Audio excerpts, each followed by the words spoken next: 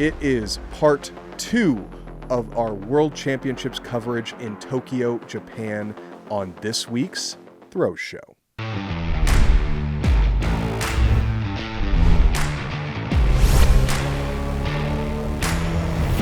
Hello, everybody, and welcome to another episode of the Throw Show. I am, of course, your host, Jason, joined, as always, by the People's Champ, Olympic Trials competitor, Team Fire Me Up himself, and, of course, the head throws coach of youth development at Garage Strength and Throws University, Coach Sam Weeks. Fire me up, baby. In our first episode, we discussed the discus throw for men and women, and as well as the javelin throw for men and women. In this episode, we will be discussing the hammer throw for men and women and the shot put for men and women. As we discussed in the first episode, these World Championships had a lot of upsets, a lot of results that we were not expecting to happen. And that continued in these events, as we'll see later on in this episode. If you have not seen that first episode yet, please check it out. We actually have some special news regarding an upcoming video where we partner with Garage Strength, in which we interviewed the bronze medalist for the men's discus, Alex Rose. He is a Garage Strength athlete, worked with us for over 10 years. That will be going out the Saturday of this video coming out. So I believe this video should be going out either Tuesday or Wednesday of this week. Stay tuned for a few more days, and then the video in which the podcast in which we discuss with Alex Rose the road to his championship, as well as the behind the scenes that led to that bronze medal. I guarantee you it's going to be a must watch. I listened back to it. It's probably one of the coolest interviews we've ever done. And there's so much knowledge for any thrower or throws coach out there who wants to learn how to get better at their craft. So we're just going to dive right into this week's episode as we discuss the women's shot put. But before we actually get into that, we want to do a quick recap. So Sam and I did predictions for this event. Currently, we're standing at I am at 5 points, while Sam is at 4 points currently. So we both scored it as the gold medalist pick that we got was 3 points. The silver medalist was 2 points, and the bronze medalist is 1 point. Sam got it right that Val Allman won the championship with 3 points. He also got it right that Curtis Thompson got the bronze medal in the men's javelin. So that's 1 point. That gives him 4 points. And then for me in the women's discus, I chose that Val Allman was going to win and that Jorinde Van Klinken was going to get the silver medal. So I am currently sitting at 5 points.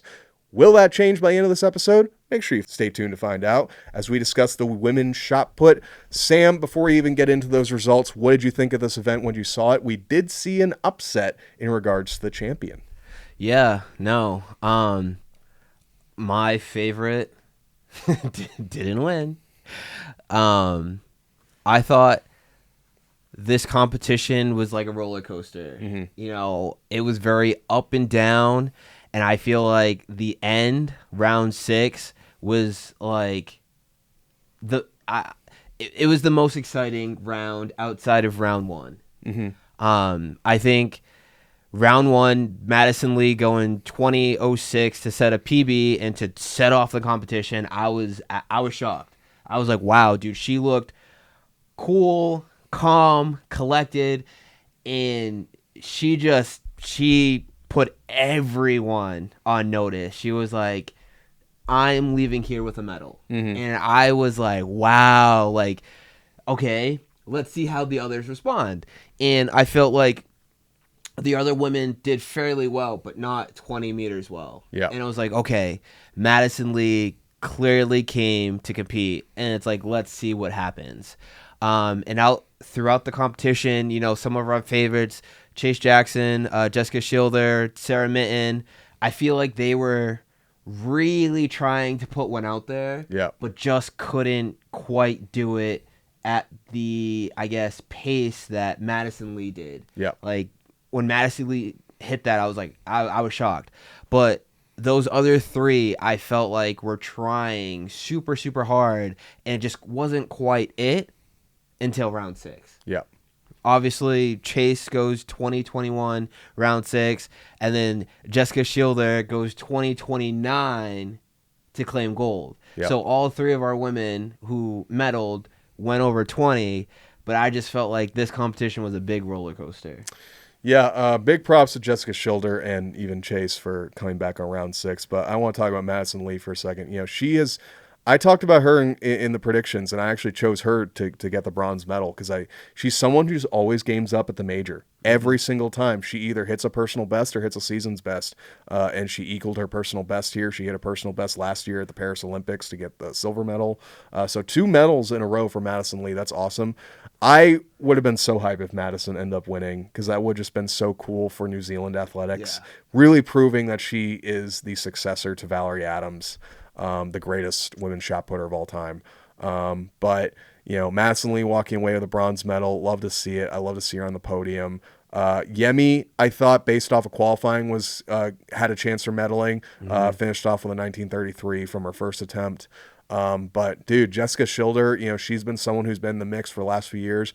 Just that major championship has just always eluded her. So it's exciting to see, like, not only did she perform well, but she gamed up. Like, she proved, because she has sort of, like, in my opinion, like a slightly unorthodox technique. So the fact that she was able to make that work when the chips were down and she really needed to make something happen, because at that point, like, she wasn't even in a medal position. So to go from, I think, 4th or 5th all the way to 1st, round 6, just like Daniel Stahl, like those round 6 bombs, man. And we saw it all throughout the national championship in the United States this year. Like round 6, like every attempt matters. And that's something for all you throwers out there. Don't, just because you might be feeling down on rounds 2 through 5, round 6 could always be your round. Money round. So, like I said, we're walking away. I chose Madison Lee to get the bronze medal. So that's 1 extra point for me, Sam. Yeah. Woo! I'm smelling that chipotle from here. Before we move on, I wanted to give one highlight. Fanny Roos. I feel like dude, she was the most consistent during the competition. Me and Timon were watching the competition, and we were like, wow, like she's doing really well. Like she was very consistent throughout the competition. I felt like out of everyone, like she was doing like a really good job just being competitive within that space. Yeah. And now obviously, you have our top 4, which I think between you and I, we kind of thought like these were the people who would be, in that position. Yeah. But Fanny Roos, like, dude, she competed extremely well. And she's been like one of those journeyman throwers who's made like all these different finals and just never has captured a podium position yet. But off a performance like this, like for all we know, like in the next few years, like we could be talking about Fanny as a 20-meter thrower, but podium contention. Yeah. For sure. Throws coaches, how do you peak your throwers at the perfect time? How do you get them to throw as far as possible during championship season? That might be at the state championship level. That might be at the NCAA collegiate level. These are all factors that a lot of throws coaches are struggling with and dealing with. And it comes back to understanding the biomechanics of throwing. It comes back to understanding how to execute technique and how to approach that competition setting with the highest mental degree that you can have. And we're going to provide this all for you guys at the 2025 Throws Coaches Clinic. And we're going to have Dr. Christoph Kipp, Darrell Hill, Diamond League champ, 2016 Olympian, Sam Weeks, who's coached All-Americans and state champs here in Pennsylvania, myself included. We're going to be giving you guys a bunch of presentations, hands-on applied coaching as well, and you're going to be able to take this stuff away to help you become a better coach. This year's Coaches Clinic is November 21st and 22nd here in Fleetwood, Pennsylvania. Sign up down below to get that early bird discount, 20% off. It ends October 31st. Peace. So we're going to move on to the hammer throw, and this is the men's hammer throw final. This one was very unexpected, and it turned into possibly the greatest world championship hammer throw of all time. Well, I think for sure in terms of the results in world championship, but overall, this might be the greatest hammer throw competition of all time. Yeah. As 82 meters did not even make the podium, which is absolutely insane to say. We're talking about 82 meters is like, that's usually wins most world championships, and it didn't even make a podium. So Mikola Kaukan threw a personal best 82.02 to get 4th place.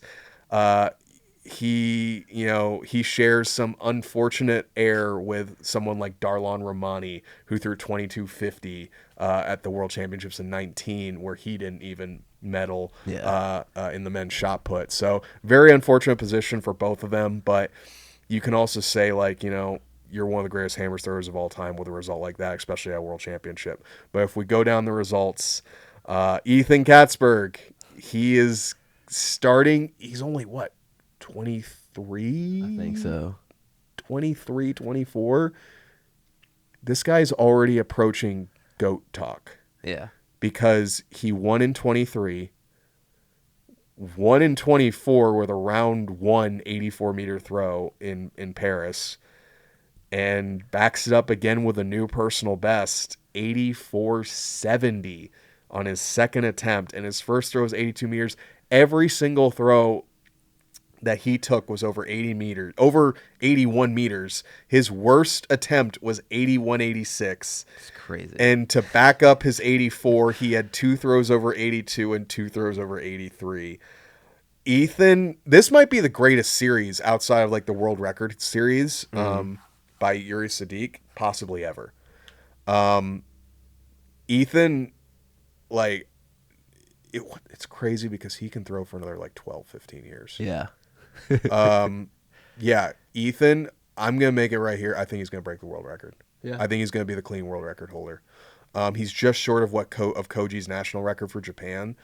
So I really would like to see an interview with Koji to see like what he thought of this competition and the future of the men's hammer throw. But beyond Ethan Katzberg, we saw Merlin Hummel of Germany. Incredible result. 82.77, new personal best. All of his legal throws over 80 meters. And then we saw Ben Salah's medalist from the Olympics last year, 82.69. Not quite a personal best. He threw 83 meters earlier this year. He was the world leader before Ethan Katzberg. But yeah, this is one of the craziest competitions in the history of the sport. And 8th place was 77 meters. Unfortunately, our boy Rudy Winkler did not walk away with a medal. Solid result at 78.52. Sam, what did you think of this competition when you were watching it? I think that this competition was probably the most entertaining. Yeah. It was just electric from start to finish. Bomb after bomb after bomb. I have to issue my first apology to Ethan. I put him as, I think, my 3rd spot. I put him as either silver or bronze for me as well. He has now made my list of don't bet against. Yeah. He is one of 2 people in this video who I am going to issue an apology towards. Yeah, bro, he went crazy. He snapped. He's on a roll.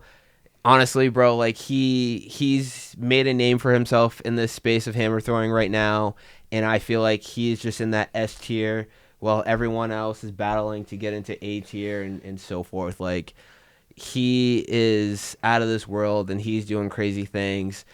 Merlin Hummel, he went huge round 1. And I was like shocked. I think that was a pretty significant personal best for him. Yeah. And I was like, yo, this dude, like, he's been competing really well this year, but I was like, wow, that came out of nowhere. I mean, not really nowhere, but like I was thoroughly surprised.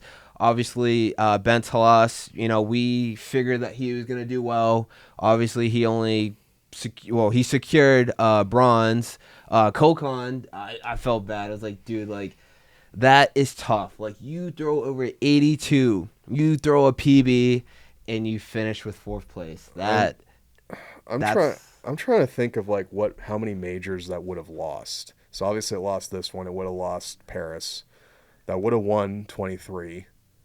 That would have won 21.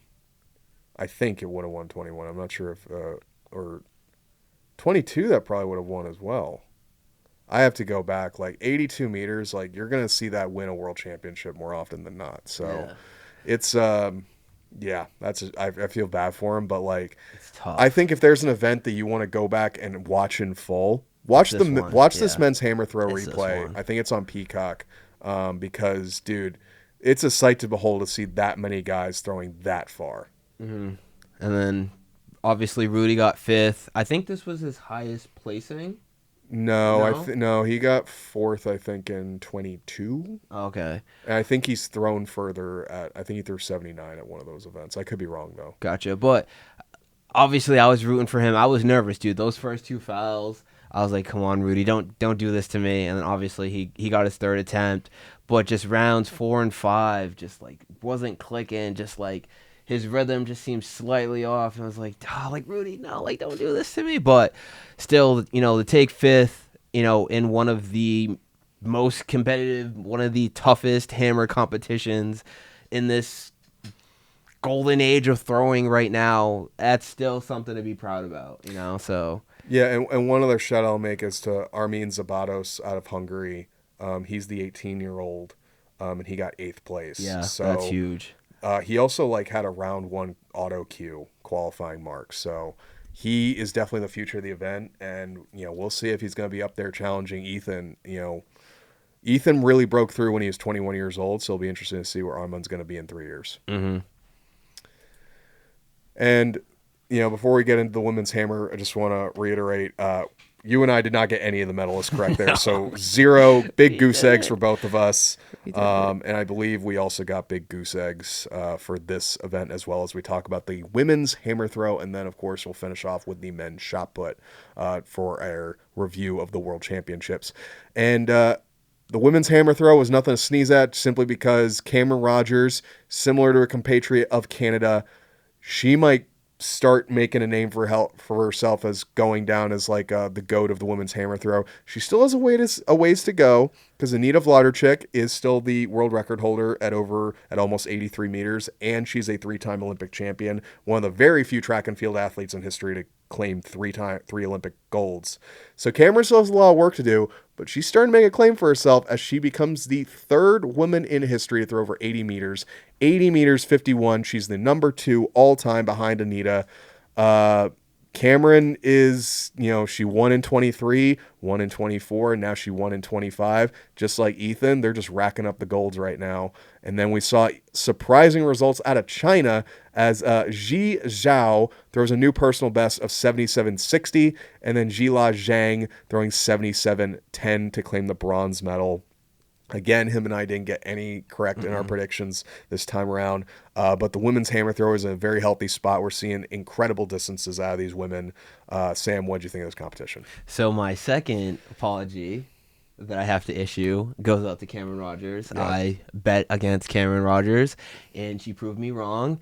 And now she's a part of my don't bet against list. Yeah. So in the future, when I'm making these videos, she is part of that. I'm picking her. I'm not betting against Cameron. Obviously, dude, Cameron and Ethan are just like the face of hammer right now. Like, this is, I think, their 3rd consecutive sweep at a major championship. Yeah. Dude, they are on fire. And I think the cool thing is, yes, they're both from Canada, but they're from 2 different training camps. Yeah. So, it's just phenomenal to see these 2 athletes from the same area, but just from 2 different training systems, 2 different training camps, kind of just light the world on fire. It's sick. Cameron is a beast. She's on my don't bet against list now, and I foresee that being like that for a very long time. Yeah, and I just quick looked this up because I just needed to confirm. Cameron might have some competition in the future, though, as we look at the bronze medalists. Jila Zhang is 18 years old. She is 18. She is the world junior record holder. She massively improved that this year by almost 3 meters. Originally, it was 74 meters. She threw over 77 meters, I believe. So if I have this pulled up correctly, the current world junior record holder is 77.24. She went 77.10. So this still would have surpassed the previous world junior record by almost 3 meters. And she's 18 years old. Yeah. So when you're throwing 77 meters now consistently and to do it at a major championship, Yes. that's scary. That is very, very scary. Is she going to throw 80 meters by the time she's 21, 20? There's a possibility. That's... Because it's one thing to do a throw like that, at your own local event. it's another thing to do it at World Championship. Like, that takes extra level, like, experience. You know, we have athletes like Deanna Price. Even Anita was in this event. And honestly, shout out to Anita. Anita goes 74-64. I think she's basically doing like the Melina Roberti Shawn kind of training plan where it's just like, I'm just going to keep going until I can't stop, which I love to see it. I love watching Anita train, and the fact that she's still making these world finals after all this time is insane. But the future of women's hammer throwing is looking really bright because Silla Kosonen out of Finland, I believe at like the Winter Throwing Cup, she threw over 77 meters, and that was the U23 world record at the time. So think about this. Zhang not only broke the world junior record, she also has the U23 record. I don't know what to say. That's just... Yeah, dude, she's on the come up, bro. They showed up. Yeah. Make sure you watch Cameron's throw over 80 meters. Seeing her celebration is really awesome to see. It's really cool to see a country like Canada really show some dominance in these events. And they're both young. Her and Ethan are very young. So we could be seeing them competitive for the next 10 years, which is crazy to see how young and how dominant some of these athletes are in these events. So, of course, again, big goose egg for Sam and I. But we'll see what happened in the men's shot put, our last event to cover in the World Championships. And this was crazy to see as I'm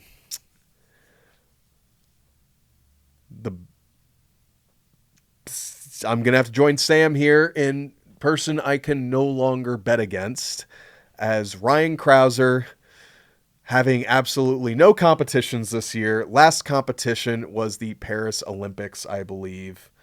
Last year, comes out to Tokyo because he had the auto bid from winning the previous World Championships.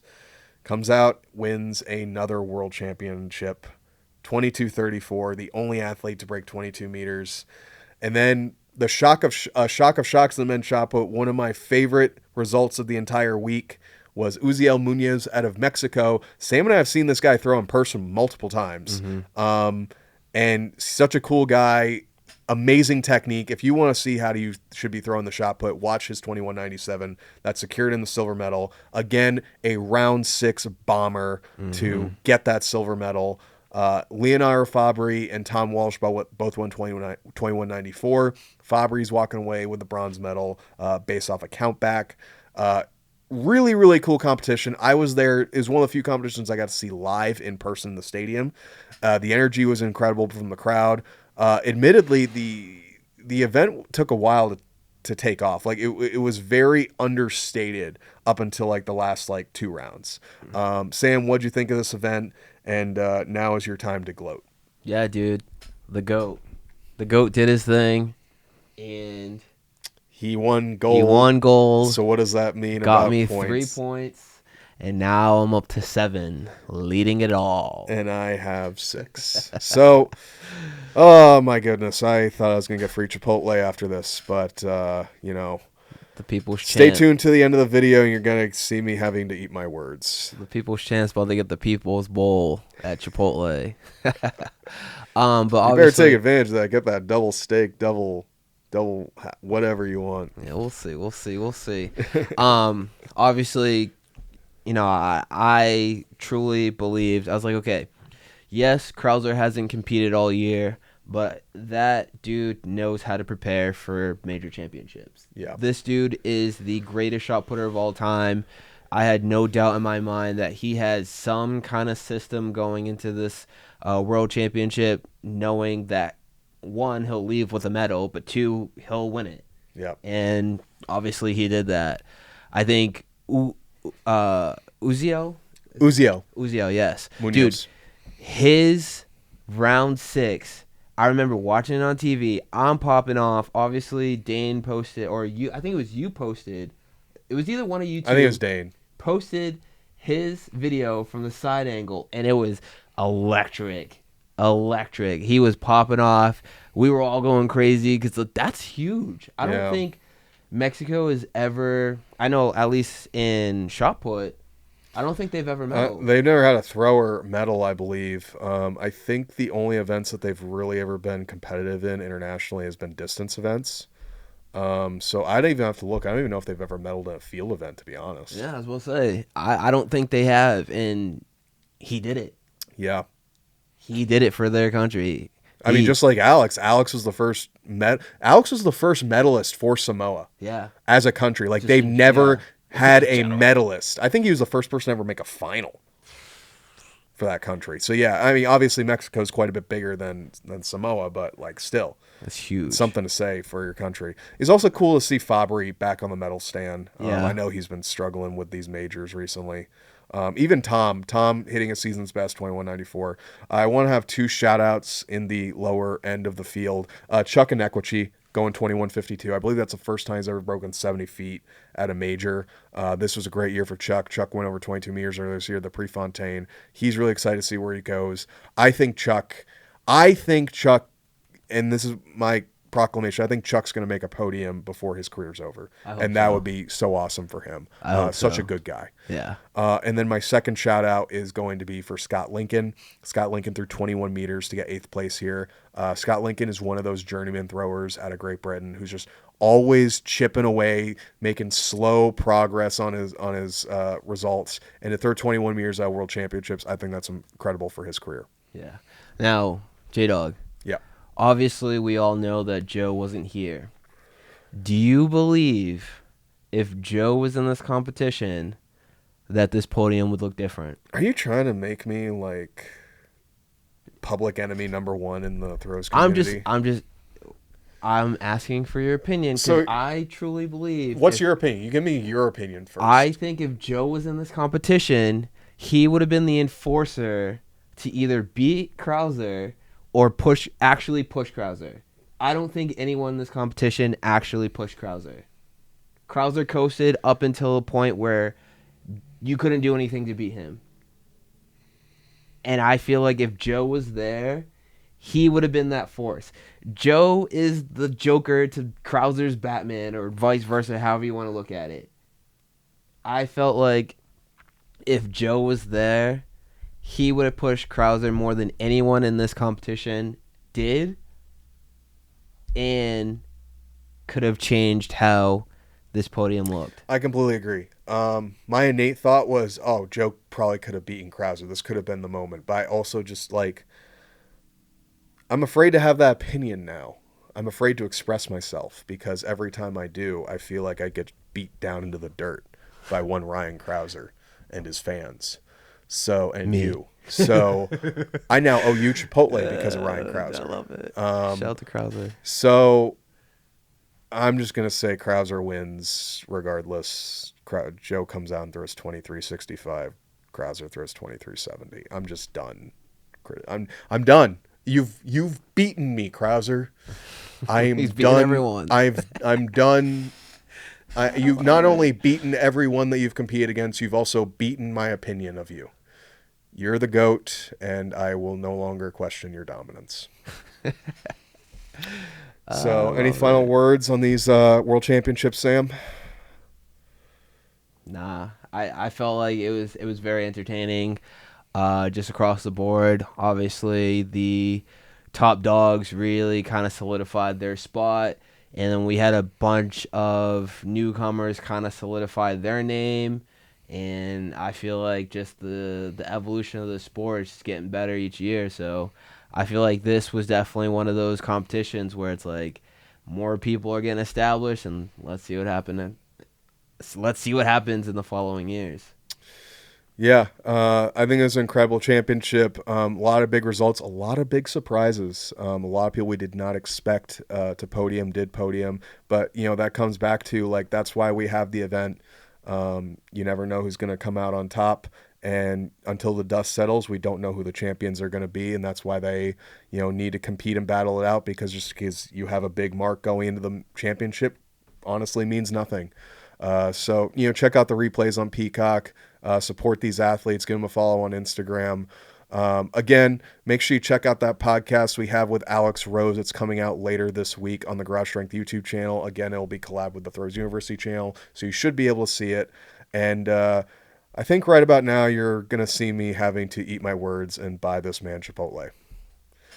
So until next time, keep throwing, keep watching our videos, keep learning how to become a better thrower so you can drop some bombs. Peace. We got the commentary. J-Dog lost his bet. Yo, what do you want? I'm gonna get a bowl. Bowl? Yeah. What do you want on the bowl? I'll order it. I'll let them know. I'm gonna tell them, yeah, this is the winner's bowl. Winner's bowl. White rice, black beans, please. Do you mind if I get a little more rice? Thank you. I'll get half chicken, half steak. Someone's hungry.